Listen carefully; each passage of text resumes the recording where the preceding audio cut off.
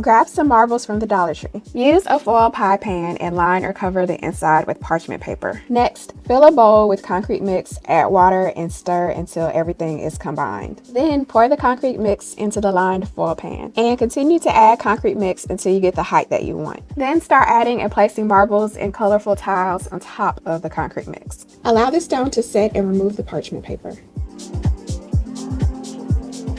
Headed down to my local Dollar Tree. I'm gonna start with these glass beads. I'm gonna also head over and get some rubbing alcohol. Next, I grabbed this bowl, got it from Home Depot. I'm gonna grab some sand, start putting it in the bottom. So you wanna fill it up to where when you get your bowl, you're gonna kind of be level with the top and it has a firm foundation. Let's go ahead and start putting some more sand in so that it holds it in place. To level it out. Make sure that bowl is firm. We don't want any spillage or that thing moving when we light it up. Go ahead and put the metal bowl in, and then remember those glass beads and start placing them all the way around. Take that rubbing alcohol and pour a little bit in there. Give it a little bit of a flame and it's gonna light right up. So I went to the dollar store and I bought 3 bags of those vase filler gems. After sorting them, I washed them off using Blue Dawn and water and then laid them out to dry. I drew lines from the edge of the vanity to meet the mirror line. I applied a thin coat of mastic using a small notched trowel. Then the fun began as I pressed the gems into the mastic. I worked in small sections so the mastic wouldn't dry too quickly. Once I was done, I mixed the grout. I mixed 1 cup of grout to a half a cup of water. I applied the grout in small sections, making sure I was pushing it between each of the gems. I wanted to make sure that every spot was filled in between them. After 1 hour, I checked again, and yep, it was nice and dry. Using a large sponge and plain water, I washed away all of the excess grout. I removed the painter's tape that I had placed on the top of the vanity and applied caulk, smoothing it out with my finger. For this project, you're going to want to run over to your local dollar store and grab some glass gems. I painted the board a little bit of a white wash on the back just so it gives a good color for the backing. Now this all-purpose glue is perfect. All you got to do is lay it down, take the mirror after you got a few marks to center it, and place it on the board. Using the same all-purpose glue and a popsicle stick, and you're just going to put a little bit of glue on the back. Just slide them into place. You'll want to use non-sanded grout. Put your water in and start stirring it. Once you get it mixed pretty good, add your choice of paint color. Keep pushing it on there and get in between every glass gem. Once you got it down, grab your sponge, squeeze it out, not too damp, and you're just going to start wiping the top. Grab a few bags of colored gems from your local Dollar Tree. Then place a sheet of parchment paper onto a cookie sheet and pour out all the gems onto it. Make sure they are all in an even layer. Preheat your oven to 350 degrees and place the gems inside for about 20 minutes. After the 20 minutes are up, pour all the gems directly into the ice water bath. You will hear them start to crackle and break. Let them sit for 5 minutes and then drain the water out into the sink. Now grab your plain picture frame and start gluing your crackled gems onto it. I use B7000 glue for this because it allows for some wiggle room before completely drying, unlike hot glue.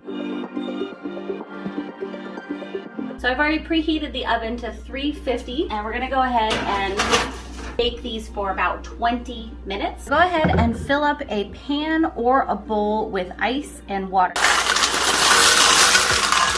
And dump these in here and you can hear it.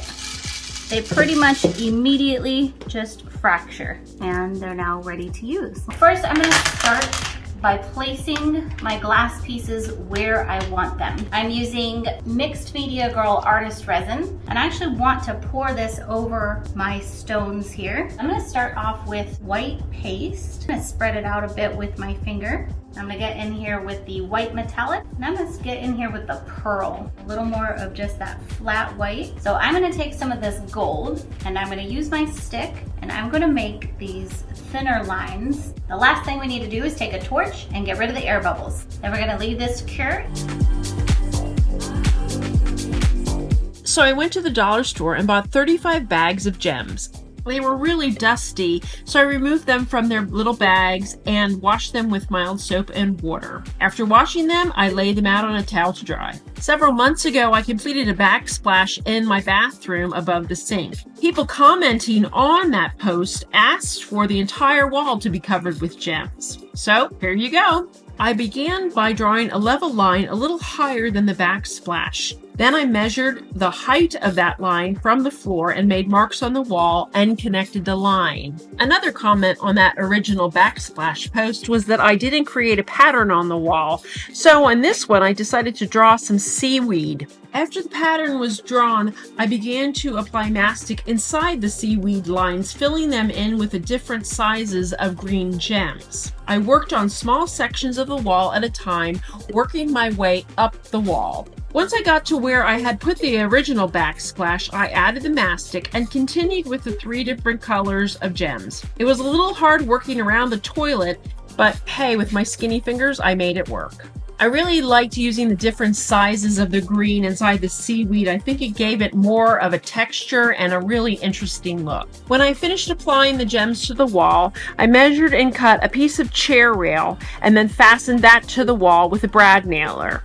I then took mastic and filled in the gap and then added more gems. I mixed my grout until it was the consistency of mashed potatoes. I applied the grout to the wall using a putty knife. And working in small sections, I added the grout and then removed the excess with a wet sponge.